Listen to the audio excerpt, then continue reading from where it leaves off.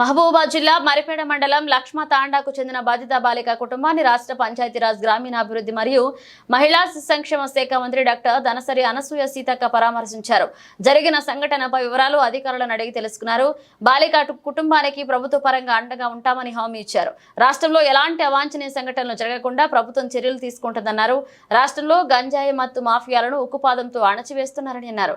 Drugs గంజాయిని వల్ల వ్యక్తి యొక్క ఆరోగ్యంతో పాటు సమాజానికి సైతం నష్టం చేస్తున్నారు. ఇక రాష్ట్రంలో అఘాయిత్యాలు జరగకుండా వాటి మూలాలపై దృష్టి సారిస్తున్నామని తెలిపారు.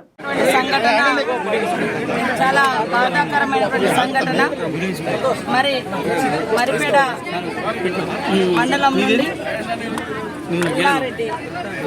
ఎల్లంపేట మహబూబాబాద్ జిల్లా మరి డోర్నగర్ నియోజకవర్గం ఎల్లారెడ్డిపల్లి తండా తండా 15 రోజుల క్రితమే ఏదైతే మియాపూర్ దగ్గర ఉన్నటువంటి నడిగడ్డ తండాకి వెళ్ళి అక్కడ కూలి పని కోసం వెళ్ళడం జరిగినటువంటి కుటుంబం నుంచి అమ్మాయి బయటికి చాక్లెట్లకని వెళ్తే మరి అదృశ్యమై 8 రోజుల తర్వాత శవమై తేలినటువంటి ఘటన చాలా బాధాకరమైనటువంటి సంఘటన. పోలీస్ అధికారులు కూడా ఇలాంటి ఘటనలు జరగగానే ఫిర్యాదు జరగగానే గస్తీ పెంచి దోషులను వెంటనే శిక్షించాల్సిన అవసరం ఉంది. నిర్లక్ష్యం చేయాల్సిన అవసరం లేదు. ఖచ్చితంగా వెంటనే పట్టుకోవాల్సిన అవసరం ఉంది. అంటే ఈ రోజు వరకు కూడా అసలు క్లూస్ అనేది దొరకట్లేవు అనేది అక్కడ స్థానికంగా మరి రంగారెడ్డి జిల్లా పరిధిలో ఉన్నటువంటి పోలీస్ అధికారులు చెప్తా ఉన్నారు. ఇది నిర్లక్ష్యం, ఇట్లా నిర్లక్ష్యం ఎట్టి పరిస్థితిలో ఉండకూడదు. మరి ఒక ఎస్టీ బాలిక గతంలో కూడా ఈ ప్రాంతంలో మేము 2-3 ఘటనలకు కూడా రావడం జరిగింది.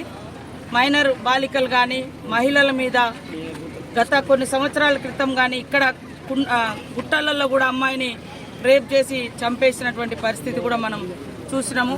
ఇవన్నిటికి కూడా అంతం పలకాలన్నటువంటి లక్ష్యంతో వీటికి మూలంగా ఉన్నటువంటిది విచ్చలవిడిగా ఈ అత్యాచారాలు, హత్యలు చిన్నపిల్లల మీద ఇవన్నీ జరుగుతున్నాయి అంటే విచక్షణ కోల్పోయి దానికి మూలం గంజాయి, డ్రగ్స్ అనేది సీఎం రేవంత్ రెడ్డి గారు గుర్తించే ఈరోజు వాటి మీద ఉక్కుపాదం మోపాలన్నటువంటి సంకల్పంతో అధికారులకు అందరికి కూడా ఎప్పటికప్పుడు